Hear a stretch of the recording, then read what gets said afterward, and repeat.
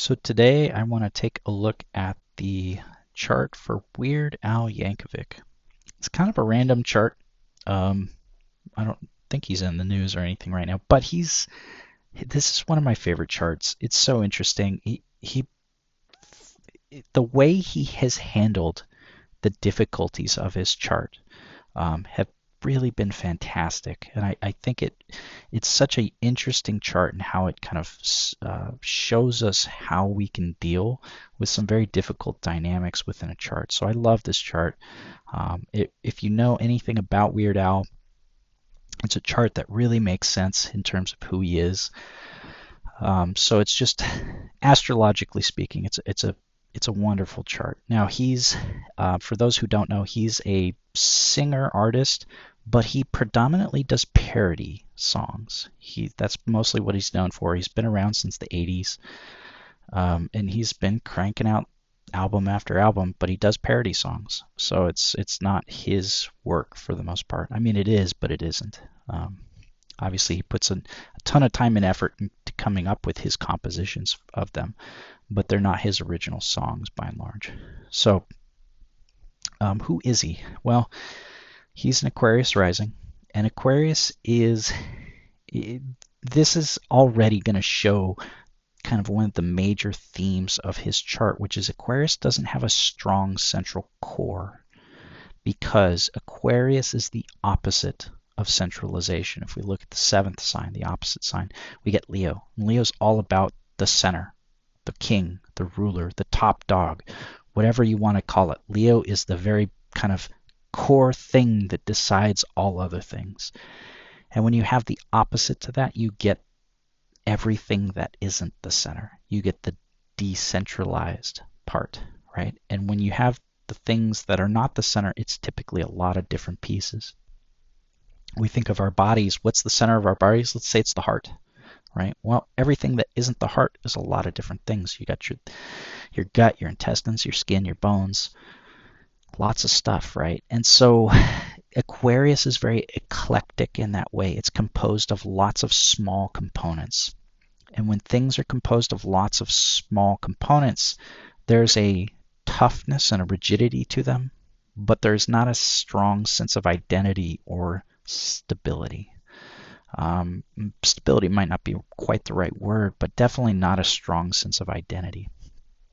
Which is why when the sun is in Aquarius, for example, you get somebody whose identity is very conflicted. It's composed of lots of small things, and so it doesn't always stand up well compared to, say, the sun in Leo. So right out of the gates, like I said, you get an Aquarius rising, somebody who's not innately, just based on that alone, going to have a strong sense of identity, core foundation to who they are.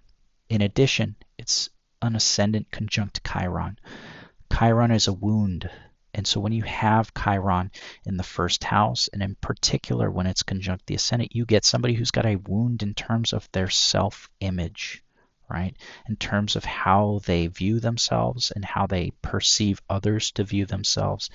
And so it's a very, very hard aspect to deal with if you already, hard placement to deal with if you already are in a position where the kind of center foundation to who you are is not immediately clear, right? So there's a lot of self-consciousness, a lot of I don't feel comfortable in front of others that's going on with Weird Al. He also has the sun in Libra. Libra is the fall of the sun. It's where, if we think about sun being the identity of somebody, when it's in Libra, it's the fall in Libra because Libra is about finding balance. It's about finding the ideas and working with other people. It's not about doing things for myself. It's about doing things with other people and doing what they want, making them feel seen, making them feel equal, and making sure there's balance within the social and within the intellectual sphere. So when you have the sun there, you get an identity that's based on the whims of others. It's very much like having the sun in the seventh house, right? It's a similar concept. It's not the same, but it is similar. And that the idea comes from the idea. The identity comes from other people predominantly. So he's an Aquarius rising who's self-conscious, whose identity is coming from others, right? So this is somebody who's really, really uncomfortable with themselves. And the last piece of this is that he's got Saturn, which is the ruler of Aquarius, in the 12th house. So when you have the ascendant ruler in the 12th house, you get a sense of, I don't know who I am. I don't understand where I'm going in life. In a lot of ways, it's like sitting in your own car in the passenger seat while somebody else drives it. It's kind of an awkward feeling. It's your car, but yeah, I don't have the steering wheel in front of me. I don't have the controls. This is strange. Like, that's the feeling of it. It's very uncomfortable. And there's a lot of times a sense of not always knowing how things are going to go, even though it's your own life, your own person. And so there can be a huge lack of clarity over who you are. A lot of times it takes a lot of deep diving to kind of figure that out. With it being Saturn in specific, Saturn often, when it's in the 12th house is joy of Saturn, because Saturn restricts and isolates. The 12th house deals with isolation, also deals with the subconscious. And so when you have the Saturn there, there's oftentimes a fear, can be a fear of being alone. It can be fears of the unknown, right? So things that would fear of loss also. And it can lead to a lot of depression because Saturn tends to depress things, isolate, reduce things. And when you have it there, the 12th house deals with our subconscious. So there can be a lot of reduction of that, which is going to lead to depression. So it's an uncomfortable place for Saturn, for sure, right? And it's uncomfortable for any chart to have the ascendant ruler in the 12th. And so for him, there's this huge lack of clarity over who he is and who he wants to be, right? He's trying to find his identity through other people, right? And if we look at Aquarius against 7th house Leo, I'm trying to express through other people. I'm trying to identify through other people because I'm uncomfortable with myself. I don't understand who I am. But in addition, he's got Uranus here on the descendant. Uranus deals with our sense of freedom, our sense of uniqueness, right? It's the little quirks and things that make us ourselves.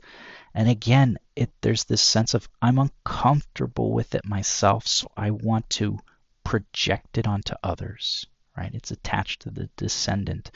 Things that are in the 7th house, we either tend to find in other people, or we tend to project onto other people because we're uncomfortable with being them ourselves. And so he's uncomfortable with his uniqueness, and so he projects it. How does he project it? Well, normally in an opposition, you have this kind of seesaw, teeter-totter action where you're constantly swinging from one side to the other, and you have to learn over the course of your life how to balance them, right? But in his case, he's got this T-square where they're both kind of turning towards Mercury saying, hey, I am uncomfortable. I don't feel seen. I don't feel acceptable. I feel ugly, whatever these things may be. And on this side, he says, I'm uncomfortable with my uniqueness, my weirdness. I want to project it onto other people, whether that's finding other people who are weird and seeking after them. So I feel, kind of feel like I'm in my place or whatever. And there can be this kind of, I'm uncomfortable, I'm just going to not be seen.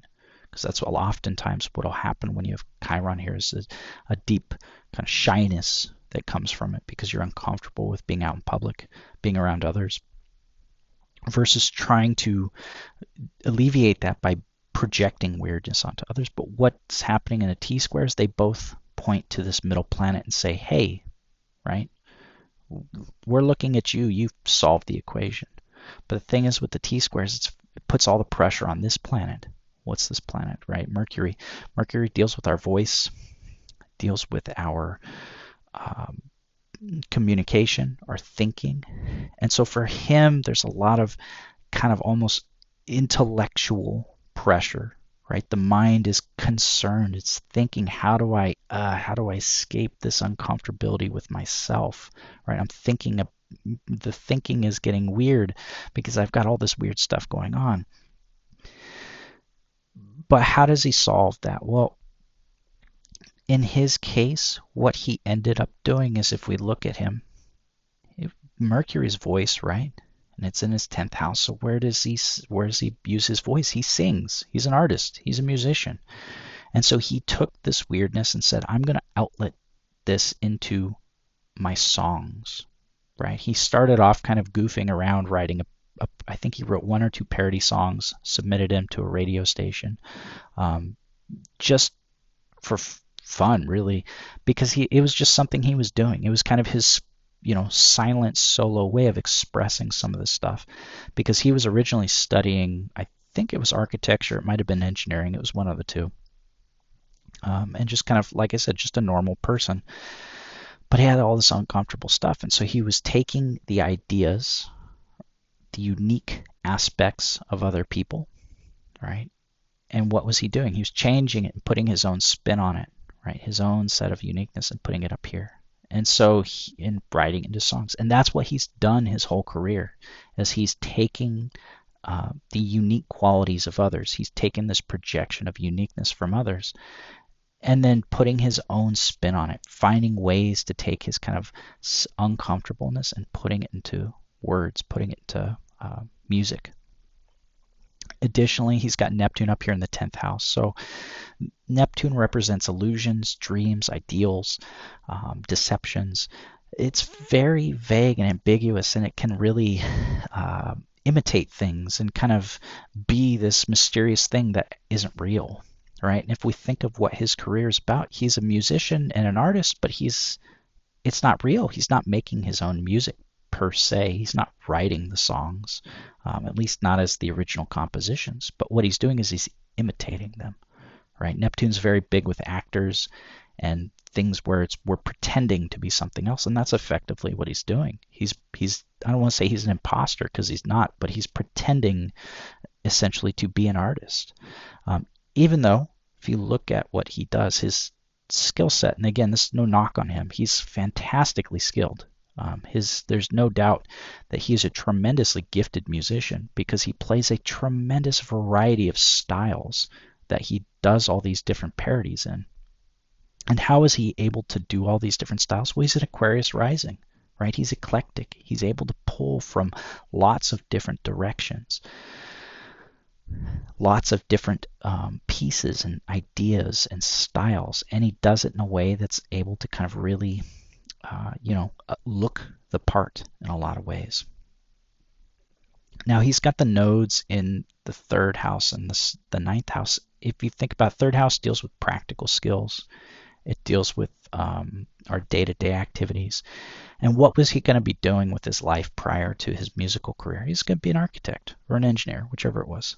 And yeah, it would have just been a ho-hum, day-to-day kind of average person.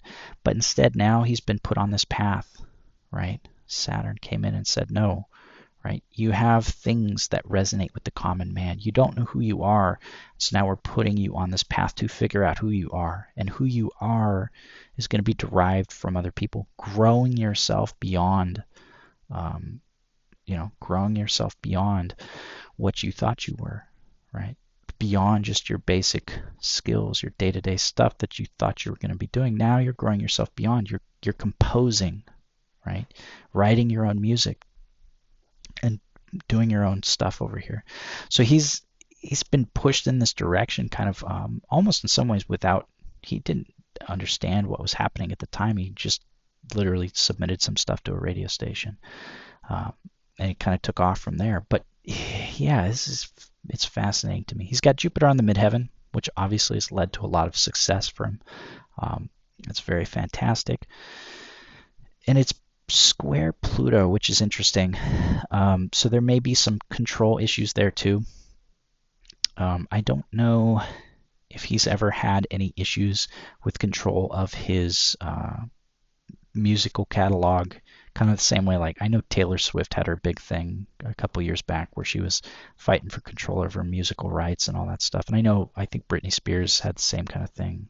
Might be misremembering that, but it's not uncommon for artists to have issues with their label companies. And so I wouldn't be surprised if that's an aspect of this going on as well. Um, but again, this is somebody who's kind of deeply uncomfortable with themselves in a lot of ways, and the outlet for that is to be other people, right? Enjoy being other people too. I'm sure he has a lot of fun with it, but there's a seriousness, there's a discipline that he takes to his work, even if it's not always clear what direction he's going to go. I think one other thing that's interesting as well is he's able to poke fun at himself really well and kind of accept and kind of be the goofball that he is, and really allow that to kind of publicly get up there. And I think that's a fascinating thing. And I think this is partially because he's got the moon in Cancer, right? The moon in Cancer is very healthy. It's somebody whose emotions can regulate very naturally. Right? There's a softness to it. There's a gentleness to it. And if we think of Weird Al, he's actually a pretty wholesome person, right? He's a very soft, gentle person. He's not super aggressive. He's pretty meek. And I think that is really kind of something that underlies a lot of his very intellectual and kind of nerdy kind of style that he has. So anyway, I hope this was an interesting chart. Like I said, I really like this chart. I think the T-square and how he's been able to outlet this aspect of, or this difficulty with how uncomfortable he is with himself based on the astrology into his work and really allow it to flourish is fantastic. So hopefully you enjoyed this as much as I like looking at it, and thank you for watching.